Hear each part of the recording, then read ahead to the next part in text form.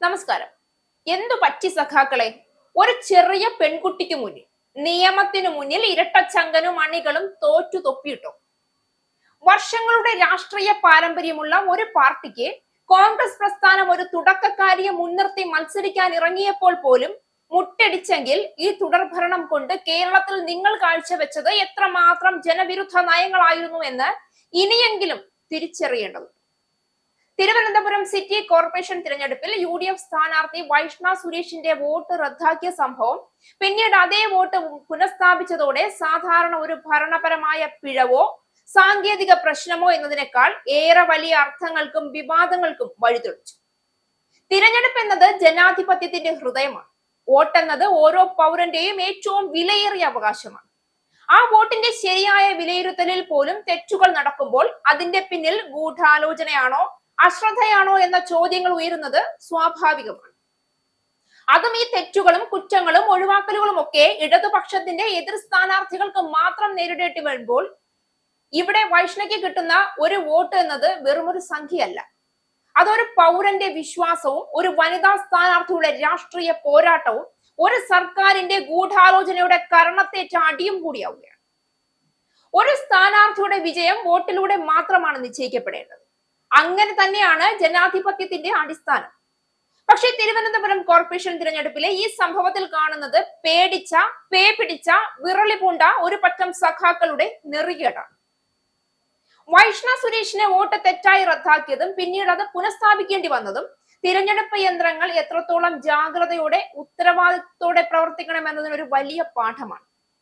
ഇവിടെ സംഭവിച്ചത് കേവലം ഒരു പിഴവ് മാത്രമാണോ? ഇത് വെറും അശ്രദ്ധയാണോ? ഇനി ഇതൊന്നുമല്ലെങ്കിൽ രാഷ്ട്രീയ സമ്മർദ്ദവും പാർട്ടി ഇടപെടലും ഇതിൽ നിഴലിക്കുന്നുണ്ടോ? ഉണ്ടെന്ന് തന്നെയാണ് ചങ്കുറപ്പുള്ള ഓരോ പൗരന്റെയും വാക്കുകൾ. തിരഞ്ഞെടുപ്പ് എന്നത് ഒരു പാർട്ടിയുടെ വേദിയല്ല, അത് ജനങ്ങളുടെ വേദിയാണ്. പക്ഷേ പലപ്പോഴും ഈ വേദിയിൽ രാഷ്ട്രീയ പ്രവർത്തകർ സാങ്കേതിക പിഴവ്, രേഖാ പിശക്, പ്രോട്ടോകോൾ പ്രശ്നം എന്നീ പേരിൽ സ്വന്തം കളിക്കളങ്ങൾ സൃഷ്ടിക്കുന്നതാണ് കാണുന്നത്. അതിന്റെ ഏറ്റവും ഒടുവിലത്തെ ഉദാഹരണമാണ് ഈ സംഭവം. CPIM തോൽവി ഭയന്നുള്ള ഈ നാറിയ കളി എത്രത്തോളം മാന്യമാണ്? CPIM പാർട്ടി ആധിപത്യം പുലർത്തുന്ന പ്രദേശങ്ങളിൽ, പ്രത്യേകിച്ച് പഞ്ചായത്ത് തലങ്ങളിൽ നിന്നും കോർപ്പറേഷൻ തലങ്ങളിലേക്കും തിരഞ്ഞെടുപ്പ് ദിനങ്ങളിലും വോട്ടെണ്ണലിലും സർക്കാരിനെതിരെ വരുന്ന പരാതികൾ കൂടുതലാണ്. വൈഷ്ണ സുരേഷിന്റെ വോട്ട് റദ്ദാക്കിയ സംഭവവും അതേ നിരയിൽ തന്നെ നിൽക്കും. വോട്ടെണ്ണൽ എന്നത് ഏറ്റവും കർശനമായും സംശയരഹിതവുമായും നടക്കേണ്ട പ്രക്രിയയാണ്. എന്നാൽ ഒരു സ്ത്രീ സ്ഥാനാർത്ഥിക്ക് പോലും ഇത്തരത്തിൽ വലിയ രാഷ്ട്രീയ കളികളുടെ ഇരയാകുന്നത് തന്നെ തിരഞ്ഞെടുപ്പ് പ്രവർത്തനങ്ങളിൽ രാഷ്ട്രീയ ഇടപെടൽ ഉണ്ടെന്നതിന്റെ തെളിവാണ്. ഈ സംഭവത്തിൽ CPIM നടത്തിയത് പച്ചയായ പാർട്ടി കളി മാത്രമാണ്. എന്നാൽ അതോടെ വൈഷ്ണയുടെ വിജയം കൂടി ഉറപ്പിച്ചു കൊടുക്കാൻ, പൊതുജനത്തിന് കൂടുതൽ ആഴത്തിൽ ചിന്തിപ്പിക്കാൻ മാത്രമാണ് പിണറായിയുടെ അണികൾക്ക് കഴിഞ്ഞത്. വനിതാ സ്ഥാനാർത്ഥി ജയിക്കരുതെന്ന മനോഭാവം ആരുടേതായിരുന്നു? ആർക്കായിരുന്നു ഇത്രയും ഭയം? വൈഷ്ണ സുരേഷ് ഒരു യുവ വനിതാ നേതാവാണ്. ഒരു സ്ത്രീ സ്ഥാനാർത്ഥി ഉയരുന്നത് എല്ലായ്പ്പോഴും ചിലരെ അസ്വസ്ഥരാക്കാറുണ്ട്, പ്രത്യേകിച്ച് അവർക്ക് വിജയസാധ്യത കൂടുതലാണെന്ന് കണ്ടാൽ. കേരളത്തിലെ ചില പ്രാദേശിക ഭരണതലങ്ങളിൽ സ്ത്രീകൾ ശക്തമായി ഉയർന്നു വരുന്നത് നിരന്തരം ഒരു വിഭാഗം രാഷ്ട്രീയ പ്രവർത്തകർക്ക് അപായ സൂചന പോലെയാണ് തോന്നുന്നത്. അതിന് ഉദാഹരണം മുഖ്യന്റെ പാർട്ടിയിൽ തന്നെ മുഖ്യൻ തുറന്നു കാണിച്ചിട്ടുണ്ടല്ലോ. എന്തൊക്കെ ന്യായീകരണം പറഞ്ഞാലും കേവലം വോട്ട് പിടിക്കാനുള്ള പരസ്യം മാത്രമാക്കി ശൈലജ ടീച്ചറിനെ മാറ്റിയും ആ വനിതാ മുഖ്യമന്ത്രിക്ക് വേണ്ടിയുള്ള മുറവിളിക്ക് മുന്നിൽ കാതടച്ചു പിടിച്ച് സ്വന്തം കസേരയിൽ കൂടുതൽ അമർന്നിരുന്നു കൊണ്ടും പിണറായി ഇതുതന്നെയാണ് തെളിയിച്ചത്. ആ പശ്ചാത്തലത്തിൽ നോക്കുമ്പോൾ വൈഷ്ണയുടെ വോട്ട് തെറ്റായി റദ്ദാക്കപ്പെട്ട സംഭവം വെറും സാങ്കേതിക പിശക് മാത്രമായി തോന്നുന്നില്ല. ഒരു സ്ത്രീയുടെ ജനവിശ്വാസം നിലനിൽക്കരുതെന്ന് അവർക്ക് തോന്നിയതിന്റെ പ്രതിഫലനമാണിതെന്ന് തീർച്ചയായും വിലയിരുത്താം. പക്ഷേ വോട്ട് പുനഃസ്ഥാപിക്കപ്പെട്ടതോടെ അവർക്ക് ലഭിച്ചതൊരു വലിയ വിജയം തന്നെയാണ്. അത് രാഷ്ട്രീയ വിജയമല്ല, സ്ത്രീ ശക്തിയുടെ വിജയമാണ്. അടിച്ചമർത്തപ്പെടുന്ന ചതിയിലൂടെ പാർട്ടി പിന്നിലേക്ക് ചവിട്ടിത്താഴ്ത്തിയ അനേകരുടെ വിജയമാണ്. കോടതിയിൽ വിജയം നേടുകയും കോടതി ശക്തമായ ഭാഷയിൽ രാഷ്ട്രീയ കളിക്കും അന്തസ്സ് വേണമെന്ന് ഉറക്കെ ശാസിച്ചതും വൈഷ്ണയുടെ പരിശ്രമം, ജനങ്ങളിൽ നേടിയിട്ടുള്ള വിശ്വാസം എല്ലാം കൂട്ടി.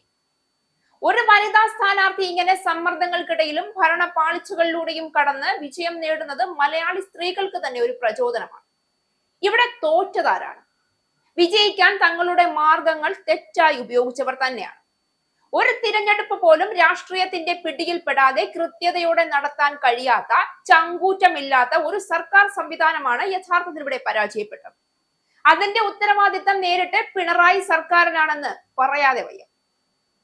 കേരളത്തിലെ ഭരണകൂടം പലപ്പോഴും ജനാധിപത്യ സംരക്ഷണത്തിന്റെ പേരിൽ ഘോരഘോരം പ്രസംഗിച്ചുവെങ്കിലും യഥാർത്ഥ ജനാധിപത്യ നടപടികളിൽ കൃത്യത ഉറപ്പാക്കുന്നതിൽ പരാജയപ്പെട്ടിട്ടുണ്ട്. ജനവിജയത്തിന് മുന്നിൽ പാർട്ടി നാടകങ്ങൾ പരാജയപ്പെടും. തിരഞ്ഞെടുപ്പ് ജനങ്ങളുടെ ശബ്ദമാണ്. ആ ശബ്ദത്തെ നിശബ്ദമാക്കാൻ ശ്രമിച്ചാൽ അത് ഒടുവിൽ തന്നെ കൂടുതൽ ശക്തമായി തിരിച്ചുവരും.